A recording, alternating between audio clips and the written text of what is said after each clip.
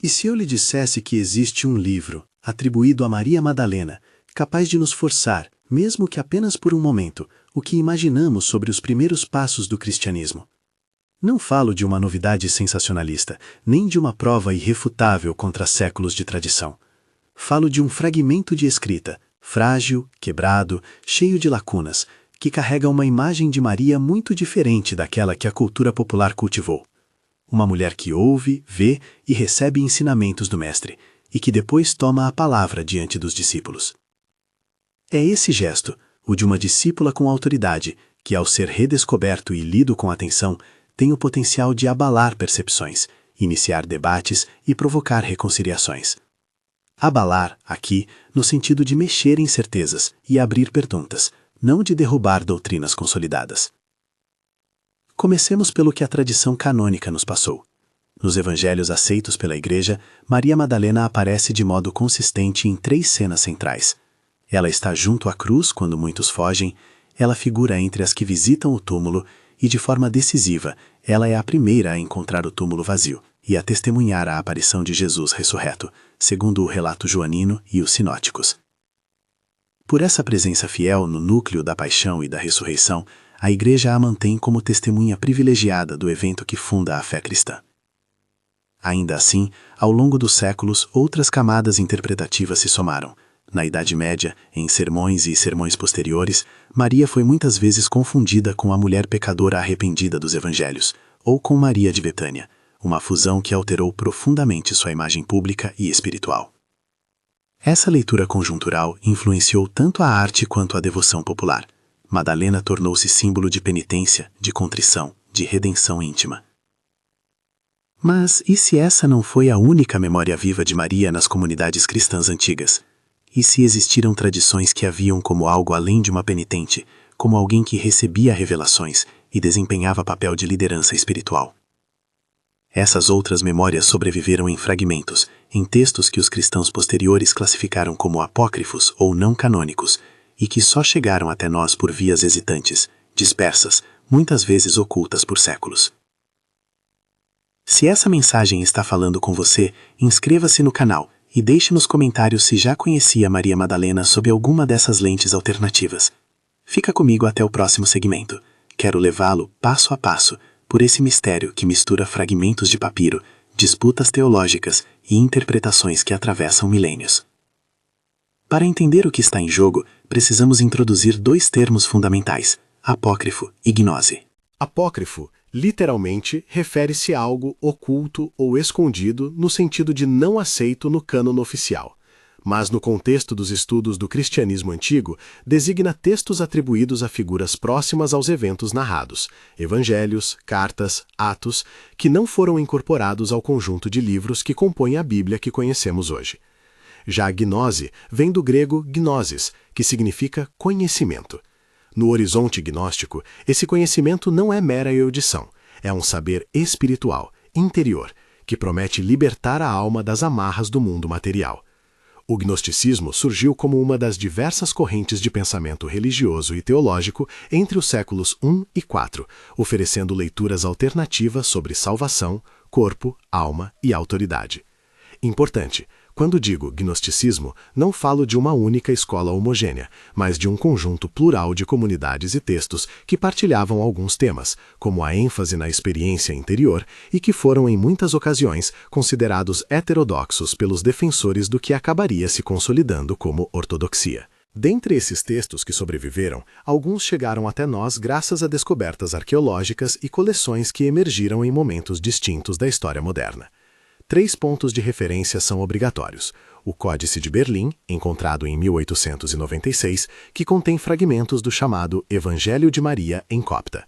A descoberta de Nag Hammadi, no Egito, em 1945, que trouxe à luz uma biblioteca inteira de escritos gnósticos. E, ao longo do século XX, a publicação e a edição crítica desses textos por pesquisadores que começaram a vislumbrar a diversidade das primeiras comunidades cristãs. Todas essas descobertas têm algo em comum: a fragilidade dos suportes, a fragmentação dos textos, a necessidade de reconstrução por meio de lacunas, e, com isso, o aparecimento de leituras múltiplas e por vezes contraditórias. O Evangelho de Maria é um bom exemplo para ilustrar essa complexidade. Não é um evangelho canônico, e apesar de atribuído a Maria, sobrevive hoje apenas em fragmentos. O manuscrito copta que se conserva no Berlinische Papyrus Samblan data de meados do século V e, além de lacunas óbvias, traz interrupções que nos privam de uma narrativa contínua. Com isso, qualquer tentativa de reconstruir o texto é, até certo ponto, uma operação interpretativa. Há quem preencha as lacunas com conjecturas fundamentadas e há quem prefere a prudência, apontando simplesmente o que o manuscrito efetivamente diz. A consequência prática é que o Evangelho de Maria passou a ser lido de formas diversas, como testemunho de uma liderança feminina, como exemplar de misticismo gnóstico, como produto de disputas comunitárias internas entre discípulos. Vamos ao que o texto, naquilo que nos restou, apresenta. Ele começa, em sua parte recuperada, com uma cena em que Maria consola os discípulos. O mestre teria aparecido a ela em visão e dado instruções e revelações a respeito da condição da alma após a morte. Quando Maria compartilha esse ensinamento com os outros, alguns ficam desconfortáveis. Pedro, em particular, reage com desconfiança. Em certo trecho, Pedro questiona se o que Maria diz deve ser tomado a sério, porque, segundo ele, o mestre teria falado mais privadamente com ela. Há, portanto, um conflito explícito de autoridade. Quem tem o direito de transmitir a palavra do mestre? A narrativa se desenvolve em torno dessa tensão. Maria defende a autenticidade de sua experiência, relata a visão em termos simbólicos e místicos e, em seguida, descreve uma espécie de itinerário da alma que deve ultrapassar obstáculos, potências ou potestades para ascender. Esse itinerário, tão típico de leituras gnósticas, descreve espiritualmente a jornada do eu para além dos elementos que o prendem ao mundo. Em uma tradução adaptada, as etapas incluem encontros com forças que tentam prender, confundir ou atribuir culpa à alma. Em cada encontro, a alma responde com reconhecimentos: sou eu ou não sou eu, o que sugere um processo de desidentificação gradual e libertação. Essa linguagem está longe do relato histórico legal dos evangelhos canônicos. Ela se aproxima do que chamamos de experiência mística, símbolos, alegorias e uma pedagogia do conhecimento interior. É aqui que a figura de Maria se torna intrigante. Enquanto os evangelhos canônicos a apresentam essencialmente como testemunha e seguidora fiel, o Evangelho de Maria a coloca como receptora de revelações e como intérprete autorizada, capaz de consolidar e explicar um ensinamento esotérico.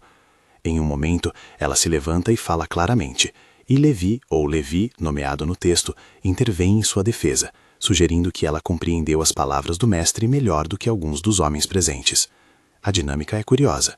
Um conflito de autoridade entre Pedro, tradicionalmente visto como representante do apostolado masculino e hierárquico, e Maria, cuja experiência direta com o mestre lhe confere legitimidade. Para alguns estudiosos, esse episódio reflete tensões reais entre grupos que disputavam o controle das memórias de Jesus e dos caminhos de transmissão do ensino. Ainda que a própria natureza fragmentária do texto nos impeça de afirmar com segurança muitos detalhes, é essencial notar que, ao contrário de uma biografia linear, o Evangelho de Maria se estrutura como uma peça teológica e pastoral. Trata de consolo diante da perda, a morte do mestre, de instrução espiritual e da afirmação de que nem tudo o que constitui autoridade se reduz às formas visíveis de poder. O conhecimento que Maria partilha parece menos sobre proposições doutrinárias e mais sobre uma experiência de transformação interior. Para comunidades que valorizavam a gnose, isso fazia sentido. Para comunidades mais focadas em ritual e hierarquia, era uma pedra de tropeço.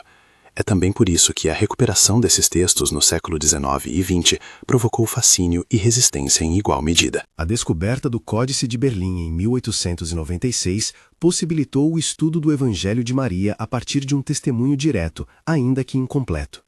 Décadas depois, a descoberta extraordinária em Nag Hammadi, no Alto Egito, em 1945, trouxe à luz uma biblioteca inteira de escritos, evangelhos, tratados teológicos, hinos e obras míticas, muitos dos quais eram explicitamente gnósticos. Essas coleções abriram aos estudiosos um panorama muito mais rico da pluralidade cristã dos primeiros séculos. Longe de haver uma única igreja primitiva homogênea, havia comunidades que, em algumas regiões, cultivavam leituras alternativas sobre a origem do mundo, salvação e autoridade. Mas é preciso repetir, os textos de Nag Hammadi e o Códice de Berlim são frágeis e fragmentários. Quando os lemos, devemos lembrar que cada lacuna é uma ausência que permite múltiplas leituras. Alguns argumentos contemporâneos, movidos por desejos de reabilitação ou por agendas culturais diversas, transformam essas lacunas em certezas. Maria era líder, Maria era casada, a Igreja encobriu a verdade. Aqui é onde o cuidado historiográfico é indispensável.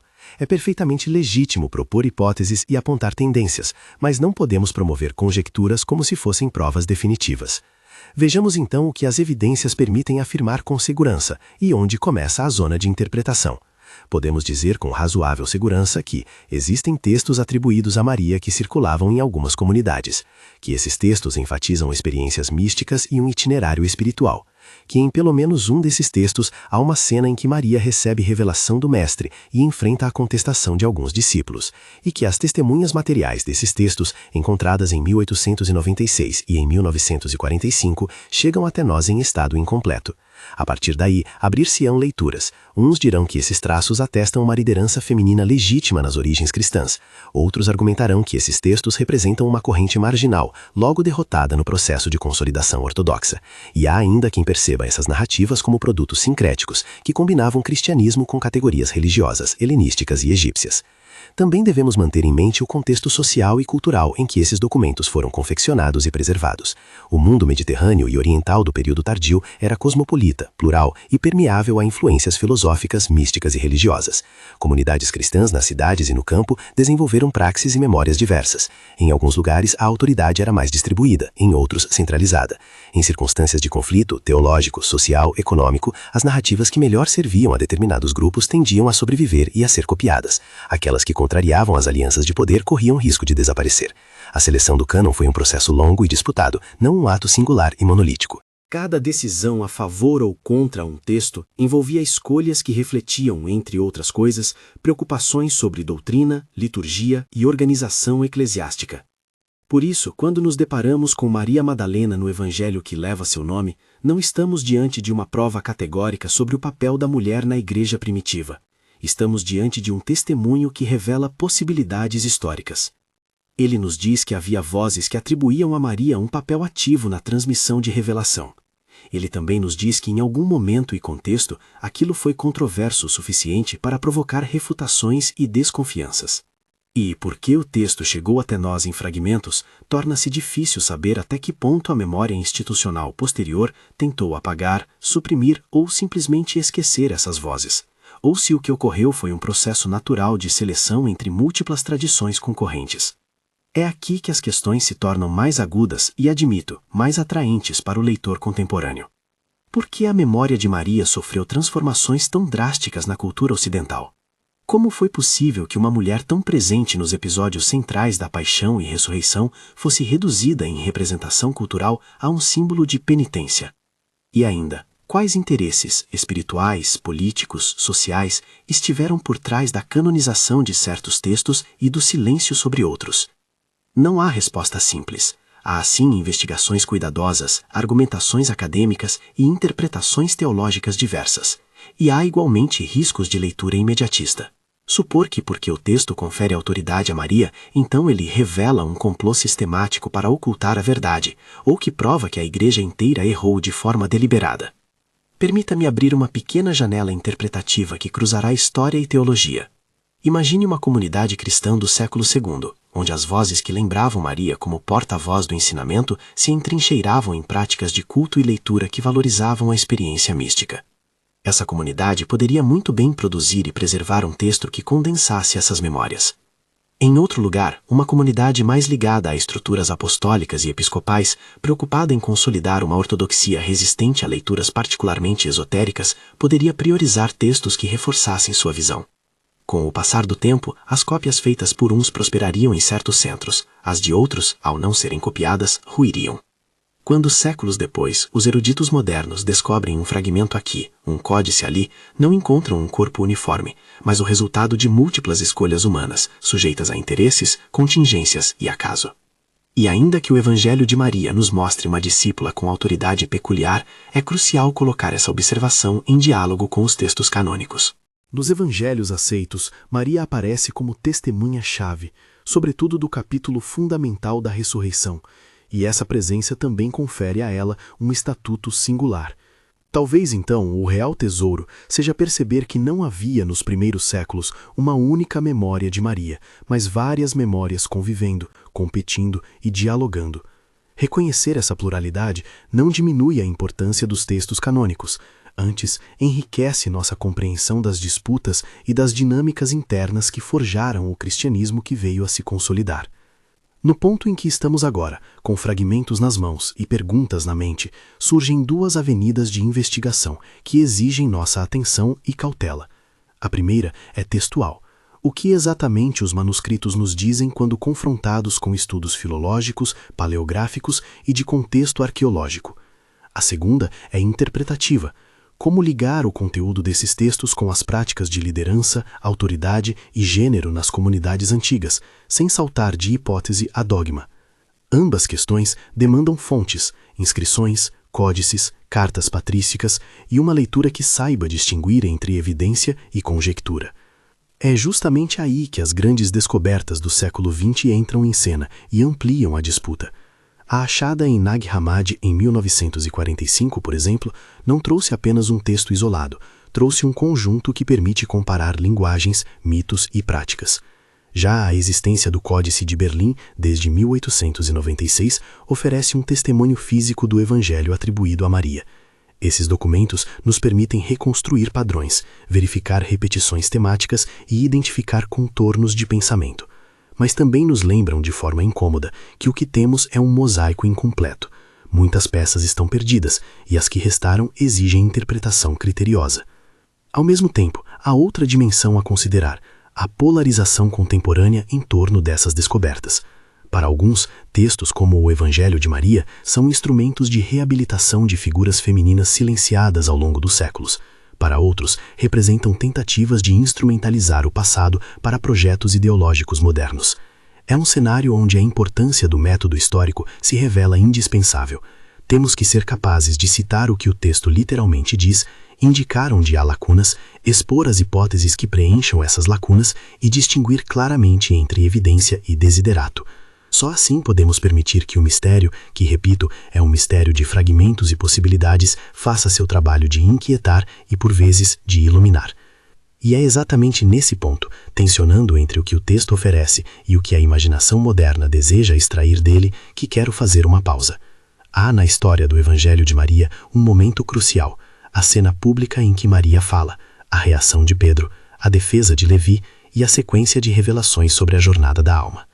Esses elementos formam o cerne do mistério que eu propus no início. Uma mulher que, de forma direta, ocupa um lugar de interlocução com o divino e com a comunidade. A leitura desses fragmentos nos põe diante de uma escolha interpretativa que não deve ser tomada levianamente. A próxima etapa da nossa investigação exige mergulhar mais profundamente nas evidências materiais, as condições exatas dos manuscritos, as circunstâncias de sua descoberta, as datas e os locais de cópia, as variações textuais entre exemplares e as leituras críticas feitas por filólogos contemporâneos.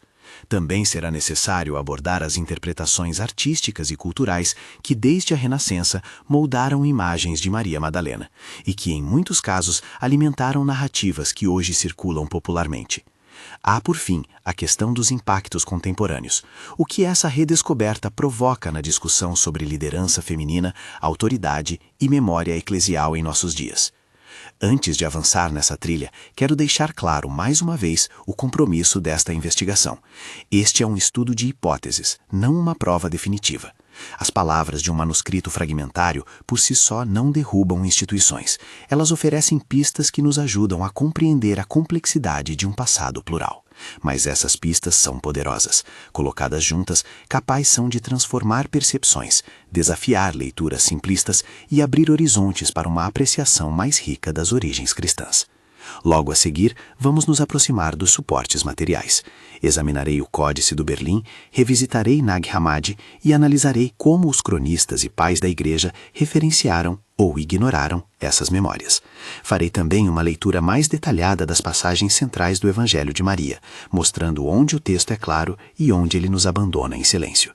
Isso nos permitirá, com maior segurança, entender em que medida a figura de Maria Madalena foi aceita, disputada ou rejeitada ao longo dos séculos, e o que esse processo significa para nós hoje. Ao seguir adiante nessa investigação, precisamos voltar ao objeto mais concreto que temos, os próprios manuscritos. O Evangelho de Maria, como disse antes, não nos chegou em um volume completo e limpo. O testemunho físico que permite hoje falar do texto é essencialmente um códice copta guardado em Berlim e alguns fragmentos em grego que foram recolhidos em escavações no Egito no fim do século XIX e início do XX. O Códice de Berlim, datado por paleógrafos do século V, preserva trechos do texto em copta saídico e mostra lacunas significativas, linhas faltantes, quebras de páginas, passagens cuja sequência é incerta. Os fragmentos gregos, por sua vez, reforçam a ideia de que o Evangelho originalmente circulou em grego, sendo depois traduzido, o que é um padrão comum em muitos textos cristãos dessa época. Esses elementos nos obrigam a duas atitudes simultâneas. Uma atenção filológica rigorosa, olhando para formas de escrita, variantes textuais e possíveis interpolações, e uma prudência interpretativa que reconheça os limites daquilo que podemos reconstruir com segurança. O estudo filológico do Evangelho de Maria levou pesquisadores a propor uma data provável para sua composição em meados do século II. Essa hipótese decorre tanto da linguagem teológica, que dialoga com categorias gnósticas em circulação naquele período, quanto das relações intertextuais com outros escritos cristãos não canônicos e com a tradição oral que circulava nas diferentes comunidades. Mas é crucial lembrar, datação é sempre uma hipótese. As estimativas variam, e há quem defenda uma origem mais antiga ou mais tardia. O que parece razoável afirmar é que o texto emergiu num contexto em que pluralidade doutrinal, disputas de autoridade e experimentações místicas coexistiam intensamente. Um aspecto que merece ênfase é como as diferentes leituras do texto tendem a projetar nelas próprias desejos e agendas contemporâneas. Há quem, à luz de uma busca legítima por justiça histórica, encontre no Evangelho de Maria um argumento poderoso em favor da liderança feminina no cristianismo. Há também leitores movidos por perspectivas esotéricas, que enxergam no texto segredos que revolucionariam teologia e história. Em contrapartida, críticos acadêmicos pedem cautela e destacam que o texto revela sobretudo um céu de imagens simbólicas, uma pedagogia espiritual baseada em experiências internas, não um manual institucional de designações e hierarquias. Ambos os polos trazem contribuições e excessos. É útil confrontar, então, o que o texto nos oferece com o que as fontes patrísticas e a tradição institucional nos transmitem. Os pais da Igreja escreveram abundantemente sobre heresias e sobre textos que consideravam perigosos para a ortodoxia nascente. Contudo, o Evangelho de Maria não é amplamente citado por eles como um livro à parte, como alguns outros evangelhos do período foram. Isso não implica, por si só, em uma conspiração para apagar o texto.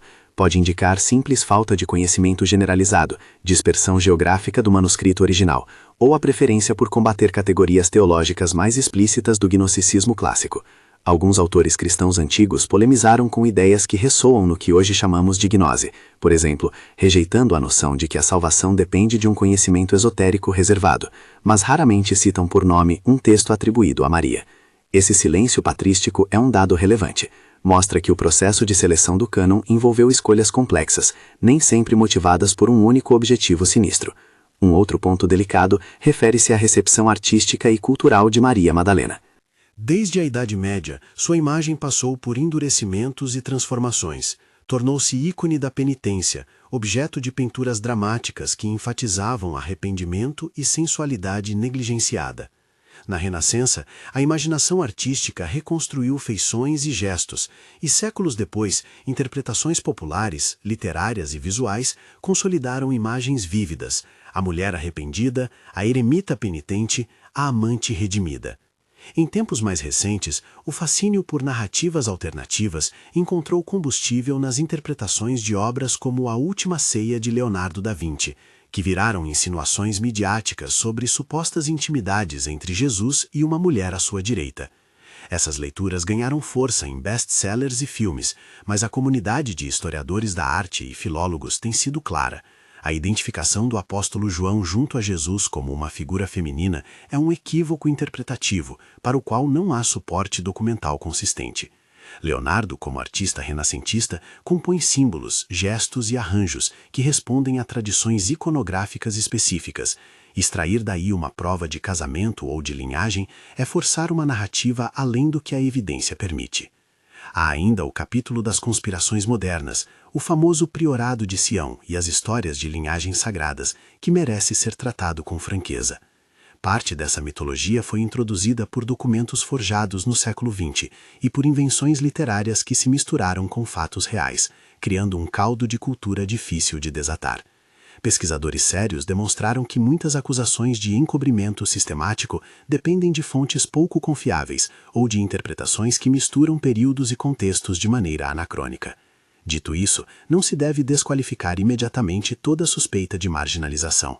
A história institucional é feita de escolhas, alianças e rupturas, e essas escolhas influenciaram o que se copiou, se leu e se ensinou. A diferença entre um processo seletivo histórico e uma conspiração deliberada é justamente a evidência direta que aponte intenção coordenada.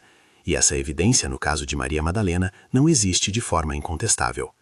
Voltando aos textos, o que chama a atenção no Evangelho de Maria é sua ênfase em experiência interior e autoridade espiritual não mediada exclusivamente por hierarquias externas.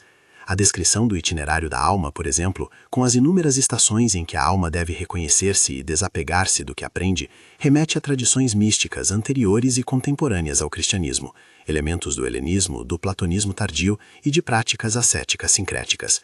Essa linguagem explica por que o texto encontrou acolhida em círculos que valorizavam a gnose, e, simultaneamente, por que se tornou alvo de desconfiança em comunidades que defendiam uma norma sacramental e comunitária mais visível.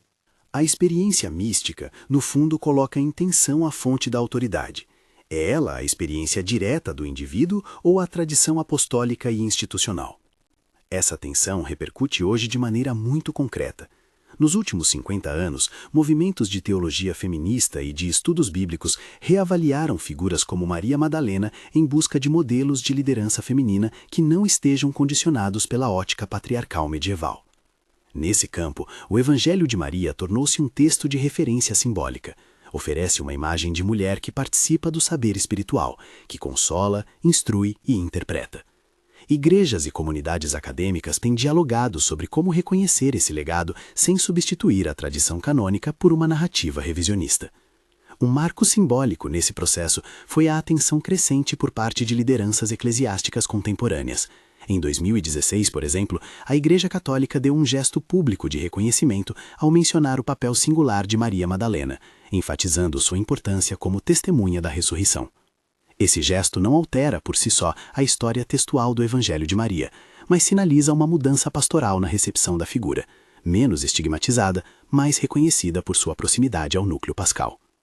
Ao mesmo tempo, encontramos um terreno fértil para abusos interpretativos.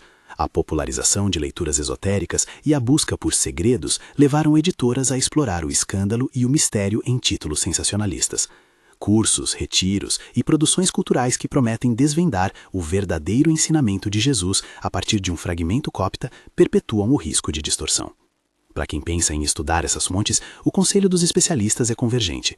Comece pelos textos mesmos, compare traduções, leia comentários filológicos e patrísticos e, sobretudo, mantenha a distinção entre o que o manuscrito diz literalmente e o que é leitura interpretativa. Quais são, então, as conclusões equilibradas a que podemos chegar sem sacrificar o fascínio investigativo? Em primeiro lugar, convém reafirmar uma ideia central. O Evangelho de Maria nos fornece um testemunho valioso sobre a diversidade das memórias em torno de Jesus e de seus seguidores no período antigo. Ele aponta para comunidades em que a experiência interior e a autoridade mística tinham peso. Isso abre espaço para reimaginar com nuance como algumas comunidades tratavam figuras femininas e como certas lideranças se formavam. Em segundo lugar, é legítimo dizer que esse testemunho, por si só, não prova teorias dramáticas sobre casamento, descendência ou conspirações sistemáticas. As lacunas textuais e a escassez de evidências corroborativas tornam perigosas as extrapolações absolutas. Em termos práticos, o que uma leitura cuidadosa pode oferecer ao leitor contemporâneo? Primeiro, um convite à humildade histórica. Reconhecer que muitas perguntas sobre as origens do cristianismo permanecem em aberto e que a pesquisa histórica é um diálogo com fragmentos e probabilidades. Segundo, uma oportunidade teológica, a recuperação de vozes que enriqueceram o repertório espiritual cristão, abrindo espaço para discussões sobre autoridade, carisma e ministério que sejam teologicamente informadas e historicamente sensatas. Terceiro, um chamado pastoral. Tratar figuras como Maria Madalena com respeito e densidade, evitando reduzir sua memória a estereótipos. Permita-me fechar com algumas observações concretas sobre como aproximar-se dessa literatura sem cair em armadilhas. Ao ler o Evangelho de Maria ou textos afins, procure sempre 1. Entender a procedência do manuscrito que você está lendo. Linguagem, data, lugar de cópia. 2. Comparar traduções e edições críticas. 3. Buscar trabalhos de especialistas em textos gnósticos e patrísticos que contextualizem o material. 4. Separar o que o texto afirma literalmente do que ele sugere simbolicamente. E 5. Manter uma postura crítica diante de afirmações grandiosas que pretendam fechar discussões complexas com frases definitivas. E, por fim, a pergunta que nos trouxe até aqui. Pode esse livro abalar a Igreja? Pode sim, mas não no sentido de derrubá-la. O abalo a que me refiro é epistemológico e pastoral. Um fragmento pode sacudir certezas, provocar debates e levar comunidades a reavaliar narrativas e práticas.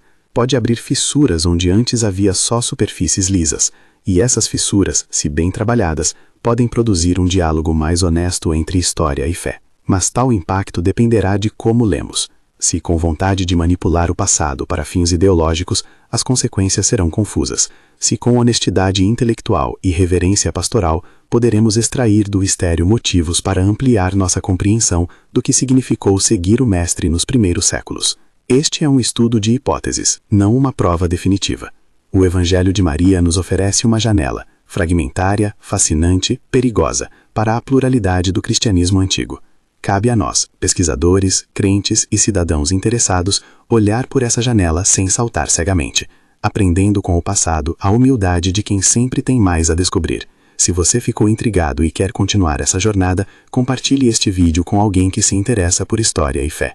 Inscreva-se no canal para acompanharmos juntos outras descobertas e aprofundamentos sobre os manuscritos apócrifos, os achados de Nag Hammadi e o significado desses textos para nossas comunidades hoje. Obrigado por acompanhar até aqui, e até a próxima investigação.